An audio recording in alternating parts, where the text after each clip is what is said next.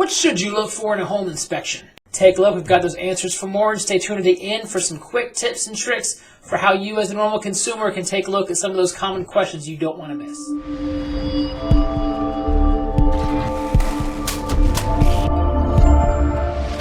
This is Rick Bosley with Bosley Team Real Estate Solutions at Keller Williams, here to answer your question, what should you look for at a home inspection? Now, whether you're thinking about selling, you want to make sure your house is in top condition for negotiation leverage, so you want to make sure you fix everything beforehand, or if you're looking to buy to the house you're buying that's going to be in great condition so it doesn't become a money pit afterwards. So I can give you my opinion, yet it's just opinion. I'm learning from one of my favorite people at Pillar to Post, the Jeff Mackey team in Central Florida, with Richard McKay.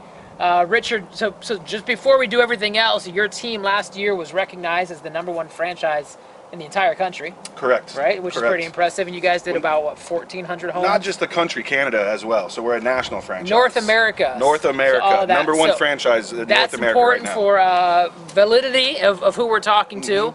And you're one of the leaders and the top inspectors on the team, doing a lot of the training. The team last year did what, 1,400? Just about, yeah. And you accounted for about 600 of those. Give or take. You know, I do about 15 a week. I took a few vacations last year. I did Vacations. I had my first anniversary. So I married Jeff's daughter a couple years ago. We had our first anniversary. Went to Jamaica. It was awesome. Very cool. Yep. Very cool. Well, let's talk about, if we're looking to a home, you've seen a lot of homes. I've seen a ton of homes. Some beautiful homes and some dogs. Yes, right? I have. So for someone looking, what should they look for at a home inspection? What is some advice you can share with us? So the main thing on a house is you have 4 main parts that you want to look at. So what is it wired with?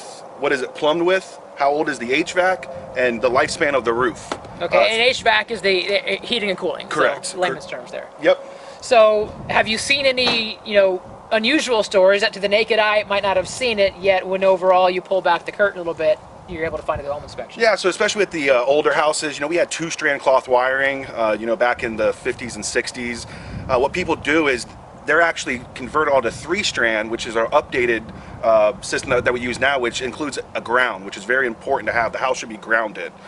So it looks, when you open up the panel or you open up a receptacle, you see 3-strand wiring, but really it's not. It's still 2-strand. So that's why you hire me. I get into the places that nobody wants to get into, the crawl spaces, the attics, and that's where you normally find all the defects at. Yeah, well, and talking about, we had a home together with the polybutylene. Correct. So the seller and the listing agent had a plumber come out and did some renovations, and they thought that the whole house had been repiped. I got into the crawl space, I found some polybutylene, and we were able to address that for your seller before they closed. Yep, and we were able to get negotiation off from that. So, we see a lot, and there's wear and tear. There's maintenance with every house, and almost every house is going to have recaulk. Yep, some settlement cracks, things like that. But so we actually print out on site too, and in here is a maintenance checklist. So that actually tells you all the things that you should be checking, and every house has its problems. But I want your buyers to know those problems, or sellers, before they list or before they close. That way you can address those issues for them. Yep. Well, and what I think is important, as you hire your home inspector, they are not here to be a contractor. They're not here to tell you exactly what is going on. You're almost here to say there's some red flags. Correct. So anything that is going to be a defect, an anomaly, or is going to cost you money after you close, I'm going to let you know before you go ahead and close on that house. And in Florida, vast majority of contracts are in what's called an as-is contract. So technically neither the buyer nor seller have to do anything, and almost all the time there's some room for negotiation after the fact given on the report. So this is leverage, this is a tool. Do you do new construction inspections? Yeah, so as well? we do pre-slabs. Before they actually pour the slab, we do pre-drywall. Go in there and make sure there's not going to be any surprises after they hang the drywall and realize there's no light switch in the bedroom. And then we also do damage responses for Morgan & Morgan. I do investor assessment, so if you're an investor looking to buy a property, I'll go in there and give you a rough idea of what I think it's personally going to cost to get it back up to par, to be able to sell. And then we do mold testing, we do 4 points, wind mitigation, well water. We literally do everything. Which is all the insurance savings there right there as well. Yeah, so a 4-point, the house over 15 years old, most require it. State Farm's getting kind of tough where they want a 4-point on every house, no matter if it's brand new or not. Okay. The wind mitigation is a discount on your insurance. It's me taking some extra pictures in the attic to see how your roof is actually attached to the exterior walls. Love it. So it's important that the team that you choose has a vast array of people on their team as well, from different insurance agents as well, who can kind of work in that collaboration.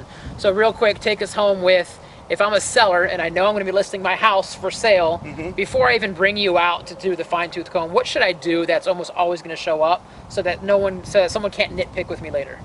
That's a good question there. That's a tough one, Rick. Okay, because you mentioned there's a lot of things that always happen. Almost always you're going to see the ceiling in the bathrooms. Yeah, right? so The you're going to see a caulking. lot, but if you're going to list your house, what I would recommend doing, it's a couple $100, get me out. You might have lived there for 25 years and you think the plumbing's perfect, the wiring's perfect.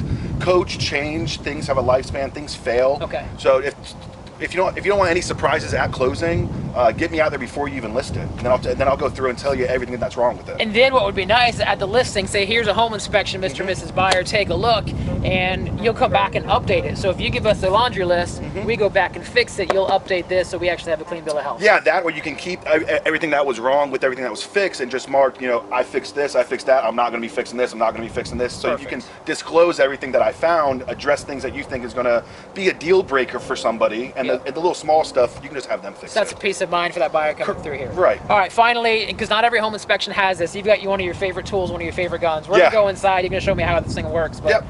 let's take a look at that because I want you to share it. Go ahead and describe to me what it is. What are we So talking it's called a FLIR. It's a forward-looking infrared. It's the same thing the military uses for airstrikes.